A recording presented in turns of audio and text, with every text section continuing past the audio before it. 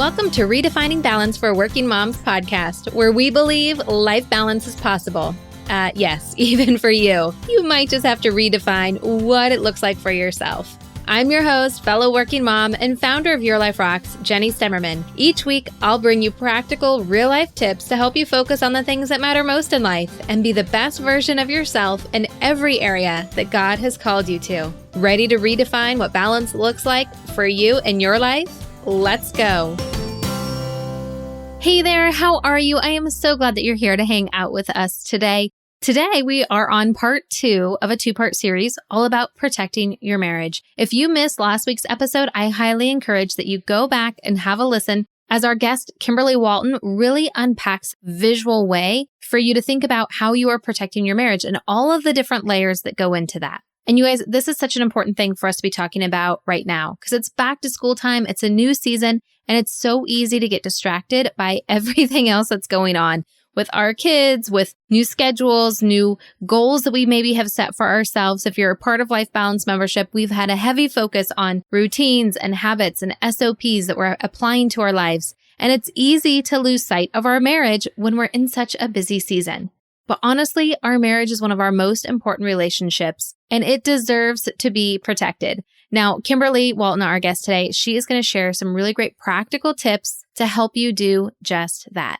Now, if you listened last week and you waited all the way to the end, you heard me talk about a special promotion that we have going on while supplies last for our Life Balance planners. If you are a member of the Life Balance membership, make sure that you check out your email and inside the membership for what that special deal is for you. And if you're not yet a member, now is a great time to join because when you go to lifebalancemembership.com, you can see all of the different ways that you can start as a member. And one of those, we call it Fully Equipped. It's 3 months of membership with a Life Balance planner, which is a 90-day planner to really help you implement everything that you're learning inside the courses. So if you've been thinking about joining, now is a great time, but hurry because this special goes on while supplies last. Go to lifebalancemembership.com to learn more. All right, without further ado, let's get into part 2 with Kimberly Walton on protecting our marriage.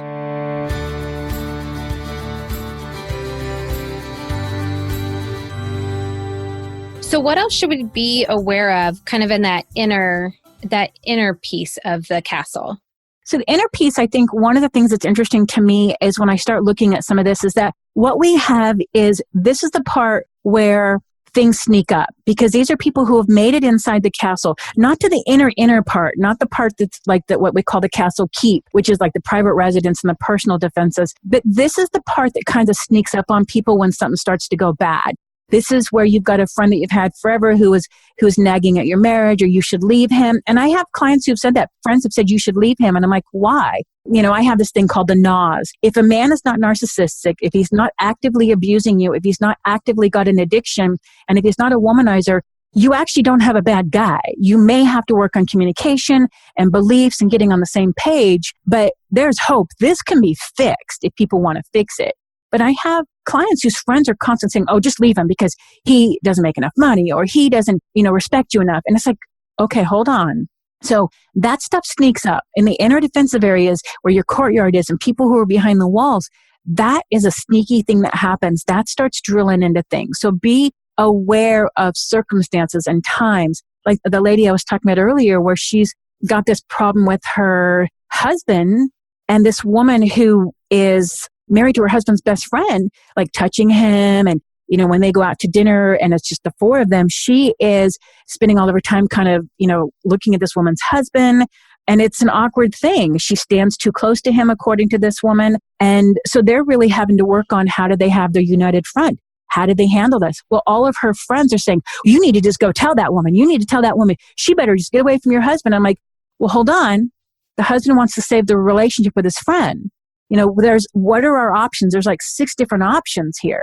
So just be really careful when you've got people inside your walls that are supposed to be friends and family, coworkers even, that sometimes the information they give you is to support you, but it doesn't support your marriage. I think that that's really, really important. And one of the things I was thinking of as you were talking about that is it's one thing to be talking about friends, but family, that can be extra tricky. So what about like in-laws or just other really close family members like siblings that are automatically kind of in there, and some of them might be even more closer into that personal space. Like, how do you protect your marriage against those situations? Because that can be really touchy. It can. I think it's funny, like they're automatically in there. So you're like, yeah, they had a free pass to get through the gate. Yeah. They're part of the package. They came in with the husband or the wife. Usually what I think happens at that point in time is it's kind of a boundaries issue. And a lot of times people are upset about the in-laws, but really what they're upset about, and they don't always realize this, is that they're not upset about what the in-laws said or did. They're upset that their mate did not support them. And that's something people really, really benefit from looking at. So if I have in-laws that are difficult, and I really have like the best in-laws in the world. But if I have in-laws that were difficult for me, I either can battle the in-laws or I can have a united front with my mate and ask him to either battle for me, or we can choose not to battle because we know that we're a unit. And usually what happens is, this is a stereotypical, and I apologize if anybody gets offended, but usually it's the mother-in-law who's too involved with the son. That seems to be more common. And what happens is the son, because he's got a longer relationship with his mom, and pretty much with mom can't do anything wrong, but yet he comes home to the wife and she maybe says, hey, you didn't do this, or can you this, or I need you to do this. The relationship is different. So the relationship with the mom is, hey, I'm golden, I'm perfect, I'm the prince. And you have to acknowledge that's what's going on. So don't ever ask your husband to choose between you and his mom. That's the first thing, because she's got it in a little easier because she's kind of perfect a lot of times in their eyes. And I don't mean that as a negative, but it's like, mom dotes on him and things like that. What you do is you say, hey, what I need to feel like you've got my back. I know that sometimes it's tougher because we have to work out different issues. And I know that your mom has been supportive and she loves you and she's always been there, but we have a different relationship. We have an intimate relationship. We're building something here, and I don't want to feel like I'm battling your mom. So what I need you to support me. And in doing that, you tell me, how can we work that out? And let the husband give suggestions. And sometimes husbands will, like, oh, it's no big deal, that kind of thing. And I'm just going to share a little bit of my personal here. I think most of your listeners, if they listen to me or know anything about me, know that I'm divorced and I'm on my second marriage. And my first marriage, I had in-law problems, and in-laws were very much ingrained, and it was a difficult time. They would just do things. There was one year where they decided they were buying the kids' beds, and they just bought beds and had them delivered, didn't even tell me. And my husband's like, hey, it was free, no big deal. I'm like, no. Oh my goodness. It's a big deal. It's a huge deal because the kids are in the same room together. They were 5 years apart, but I still wanted them to try to be not 5 years apart. I wanted them to still have a relationship. So they had a larger room. They had the master. They were in bunk beds. And we had set things up so that they could have a stronger relationship. And these were two separate beds because she wanted them in different beds. And I was like, this is not okay. And I had to battle my mother-in-law. I had to say, these are going to be put out on the front porch. You can either come get them or have somebody come get them, or however you decide to do this. But this is not how I wanted this. This is not going down like this. And that was one of the big things in our marriage that was a real problem, is the problem between the in-laws. And so I am very much aware that in-laws can ingrain themselves. And that point in time, you can't be battling the in-laws. You have to get on the same page with your mate. Your mate has to understand the loyalty has to be to you, or seriously, the marriage is most likely not going to last. Yeah. And for my own marriage, I mean, when I talk about when we were so unbalanced and my marriage almost fell apart, in-laws were such a huge part of that. But it was that we were not united together in that situation. And that's ultimately what saved the marriage, is that we got united. My husband was the one who kind of just decided, like, nope, this is not going to happen. We are going to just link arms and we're going to get through this together and be that united front. And we had to kind of like rebuild some of the castle wall and some of the separation and reset those boundaries. And it was difficult, and it's still difficult. And we're still recovering from that hurt relationship with them, but we made it through it. And now our marriage is so much stronger than ever. Mm-hmm. So anyone who's going through that, there is hope, but it's got to be a united with you and your spouse in order to get through it.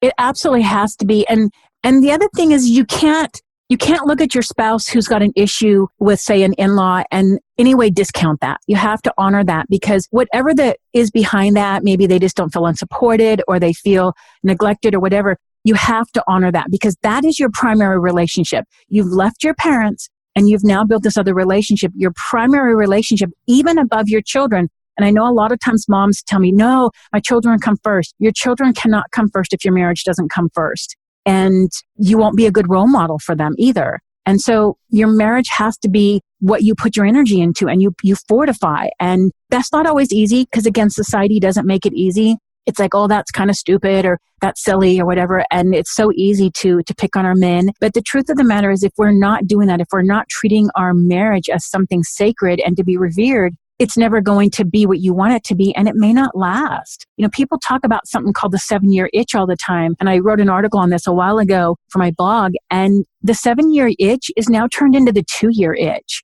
Marriages are only making it a couple years. They used to make it 7 years before people gave up on them. And now they're only making it like a couple years, and people are having fun with it, saying, oh, what was my starter marriage? And you bring so much baggage to the next marriage. And even if your second marriage makes it, you still have that history of, I kind of gave up on the first one, or I didn't put all the energy into it. And I've worked with people in those cases, and they said, you know, I feel like I failed in my first marriage, that I didn't really try, that I was lackluster, that I didn't, do things right. And so they've almost got a shame or a guilt that they're still dealing with. And I bet too, there was always going to be that lingering of what if. Mm-hmm. Like if you didn't give it your all. Like I understand, like if you gave it your all and it just, it was one-sided or whatever the situation is, but if you didn't give it your all and then you start to give it all in your second marriage, I can imagine there's always going to be that big what if. Yep. Absolutely. Because you don't know necessarily. And again, I don't mean to pick on society so much in media, but they make these things seem so easy. Just let go of it. No big deal. Well, the only way you can have that is if you have a hardened heart, and taking that into another marriage doesn't help. Exactly. So I'm curious, when we talk about these inner defenses, one of the things that you talk about is the back gate. What exactly is the back gate? So the back gate is basically you're out. If you've got this inner circle and you have the situation where things are not working, for example, this lady I'm talking about here with the husband, where the woman's kind of coming on to her husband, this is a back gate scenario. Her and her husband have decided they're no longer doing anything with these people. They're still inside their gate, but the back gate is their entrance. They are not doing anything with these people. The husband will do something with his friend, but they're no longer having any sort of a foursome. They will do things if it's like a whole bunch of people, like at a church function, but they've decided to exit out the back gate. They cannot be there. They cannot participate because the wife is feeling like violated because she's like, well, you're not supporting me. And he's like, I'm trying not to have a problem. I don't know what to say to my friend. And they're at a quandary because it's a problem. And what they've done right now is they've taken the back gate approach, which is we're just stepping away from this. We're removing this as a problem right now until we can figure out what the right choice is. Because I always encourage people, don't make a real snap decision. You got to think it through because there's going to be a cause and effect to this. So the back gate is any sort of out you need to take. It might be the situation with the in-laws. We're just not going to go over to the in-laws at Thanksgiving because they're going to do this or that. So the back gate is your exit if you have some sort of problem going on.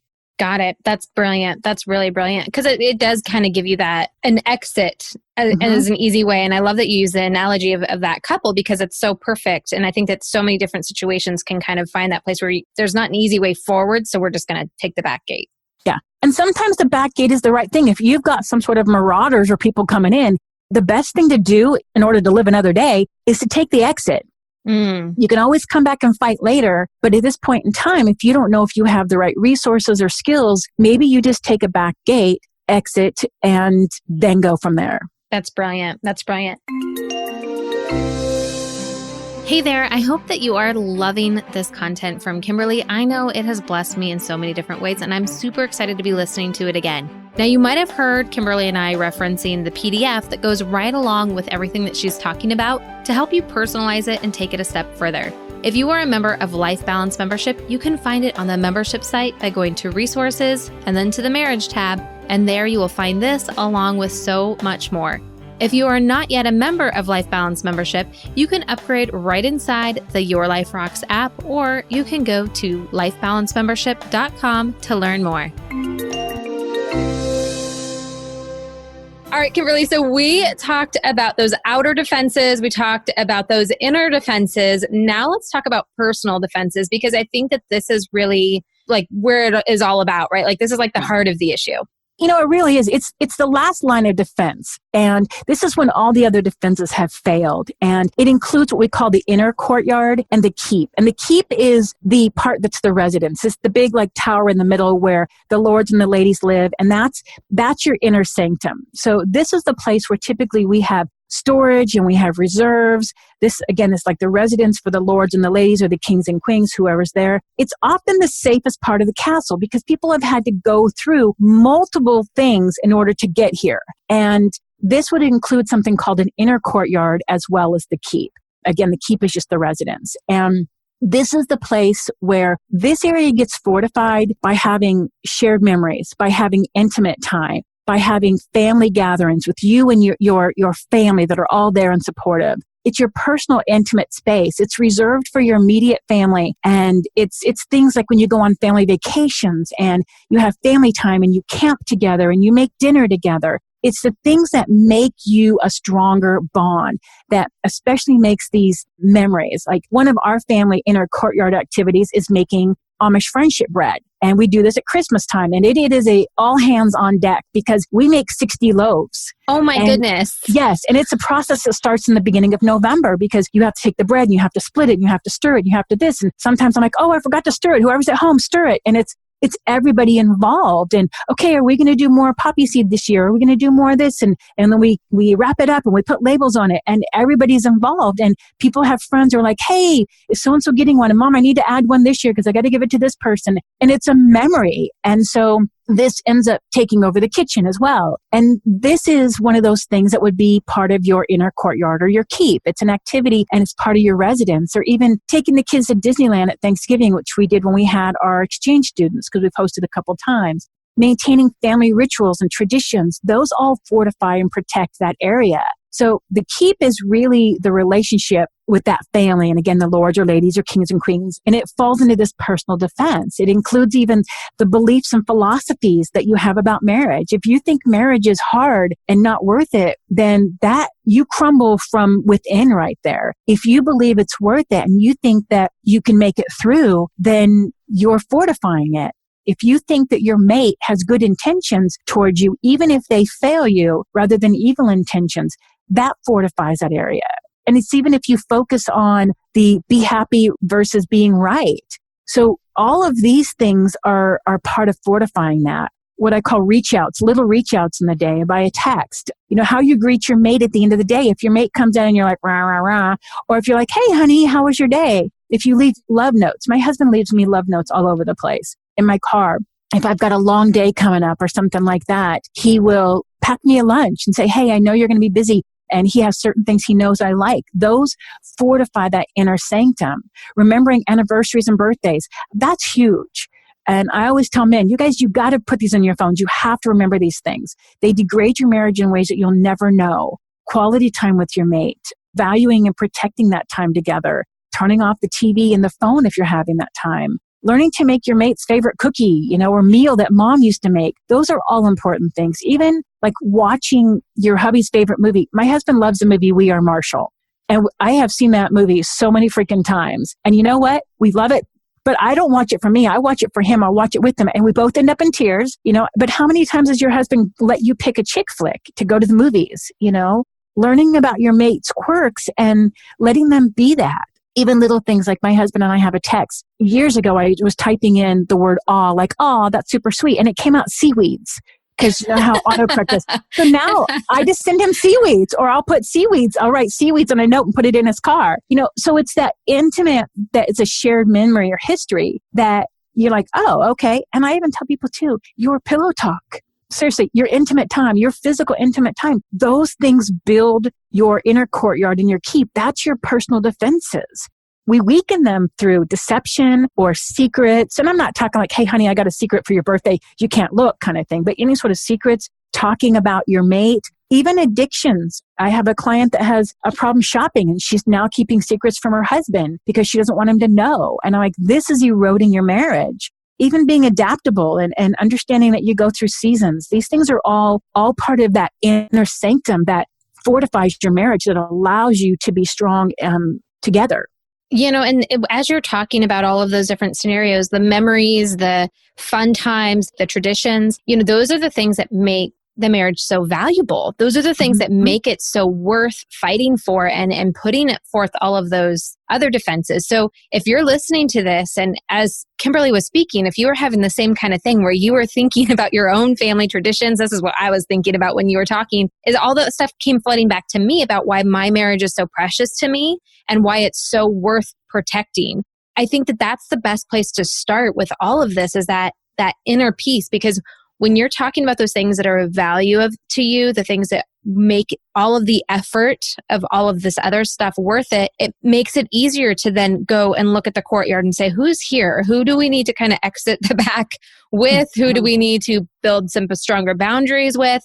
How do we want to fortify our marriage a little bit more and kind of work outward from this inner place, because it creates so much more value and it makes the work so much more worth it. Right. And with our traditions and things, and a lot of times I call them shared memories, those little quirky things like the seaweeds and stuff like that. Those things are not easy to replace. When people are like, hey, this marriage isn't working or it's hard or whatever, you've got shared memories that you're going to find that you're never going to get back.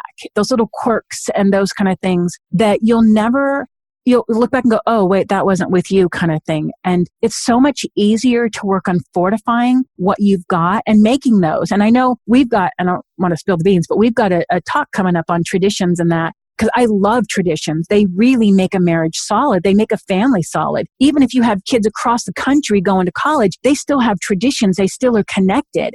And those are those things that sometimes when we get so busy, we forget about them. We had a few years ago, when we've had our exchange student, where we didn't make the Amish friendship bread because it does require you start 6 weeks in advance for me to split to make that many loaves.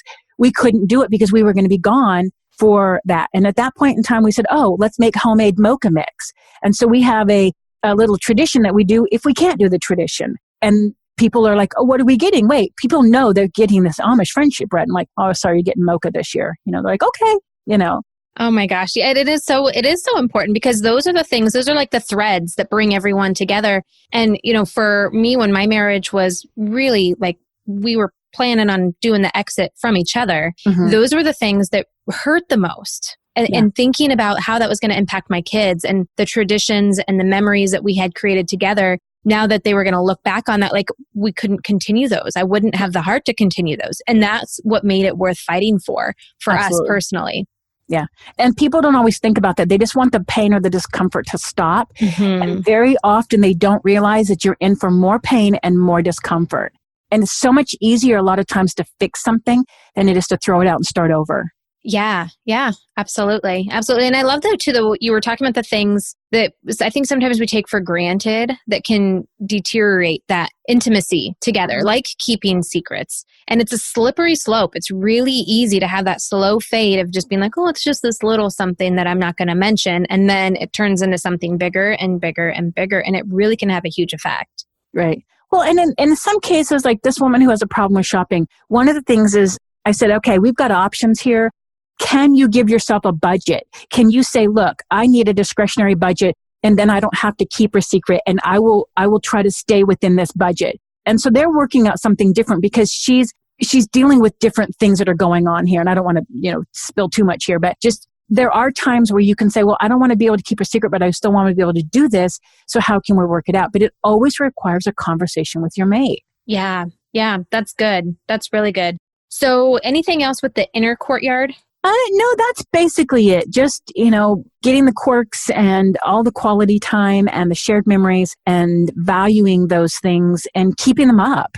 Yeah. And I think that's as important to keep it up, because sometimes as we get really busy and we're kind of getting ready to, swoop into the holiday season, it's really easy just to be able to say, you know what, I'm not going to keep it up this year, or I'm not going to do those things this year. And sometimes I know I've been guilty of this a couple times in my marriage. And I know a lot of women who have been guilty of it, where they will keep some of those intimate, special things, whether it's small little traditions or things that they always do for their husband for their birthday, or they always do. And they'll keep it from them almost as a way of punishment. And that can be really, really detrimental. Yeah, because then it's a huge hole at that point in time. It's a punishment, and the punishment is not really our job as a mate. We shouldn't be punishing. We should be mending. We should be solving. We should be fortifying.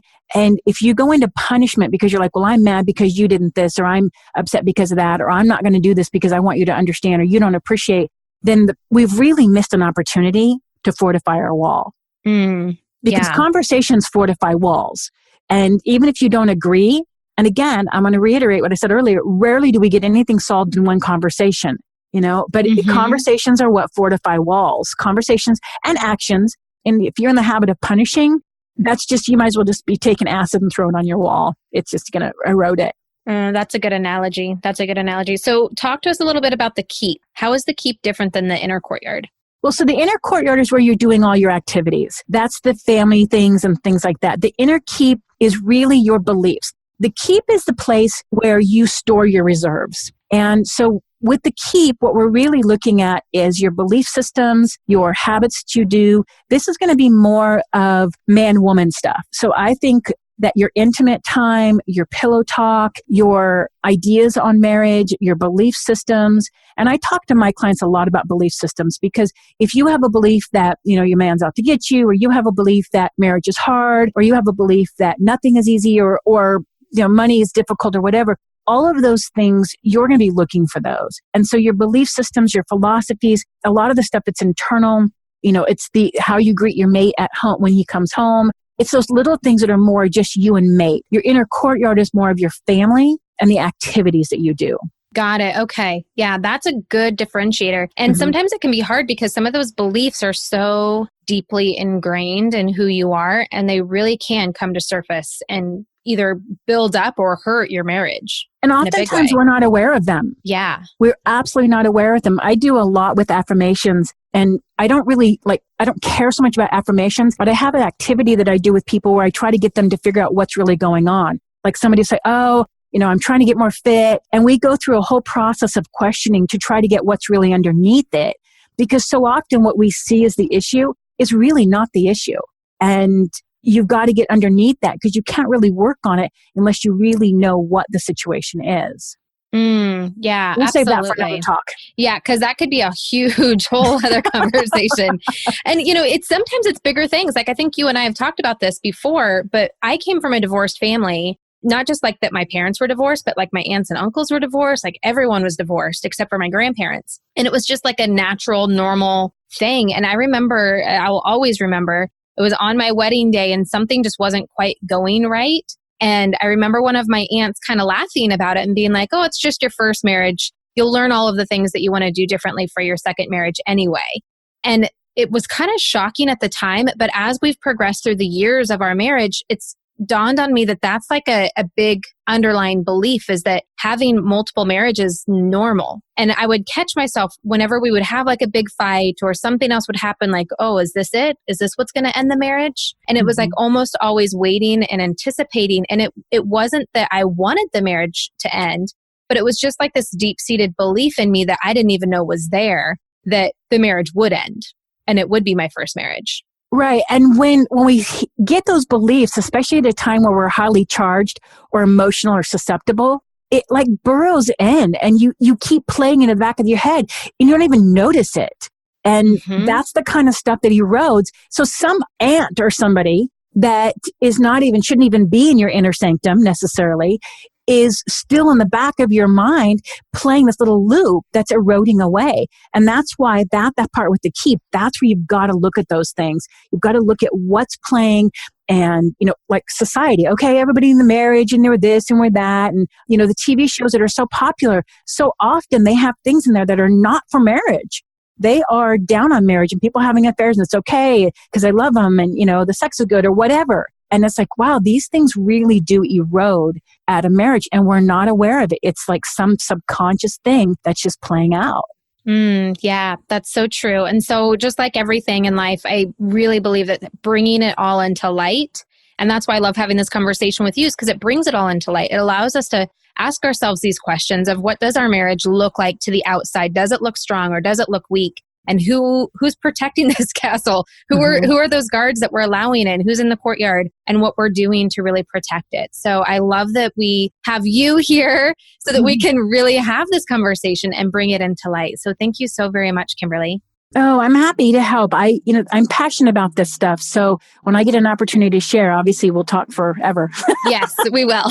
Like, okay, 3 hours later, I love it. I love it. Well, thank you so much for sharing all of this with us. Of course, because you know the drill. It's a Christian podcast. We've talked so much already about God and just what that looks like for marriage. But what Bible verse do you have for us for this episode?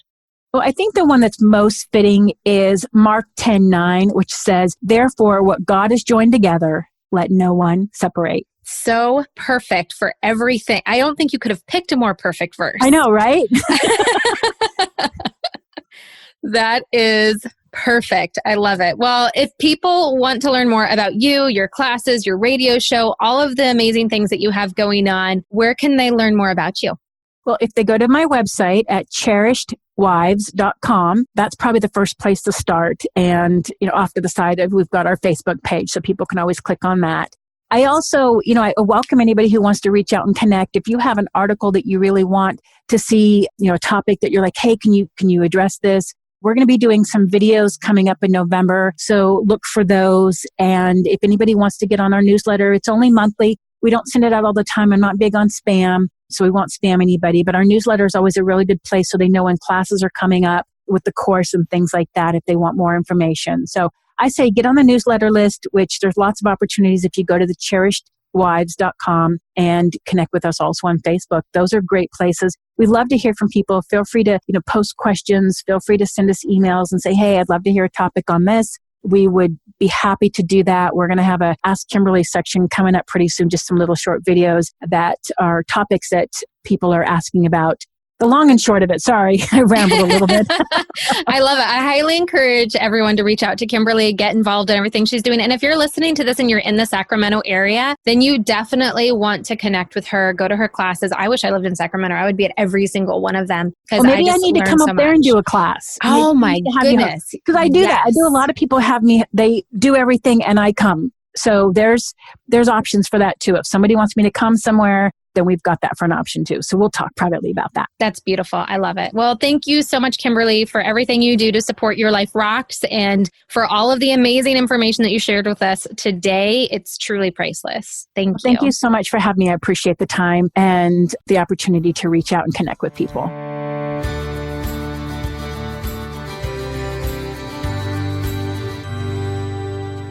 Kimberly is such a gem, and I highly encourage you to go check out her website, cherishedwives.com. There you have so many other resources that you can get to help you really put your marriage first in your life. Now, in the coming weeks, we have a lot of really great experts coming your way to help you with your career, help you with your finances, and so much more. If you have not yet subscribed to the show, I hope that you do so. And if you're loving it, it would mean the world to me if you would consider leaving a review.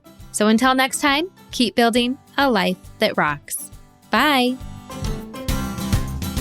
Hey, just because the episode's over doesn't mean we have to stop hanging out. Head on over to Instagram and follow me there. You can find me at your.life.rocks. Or if you're more of a Facebook kind of girl, join our community of working Christian moms just like you. You can search Your Life Rocks over on Facebook and connect with us there. And if you're ready to truly create lasting balance and get results in your life, maybe it's time for you to join Life Balance Membership.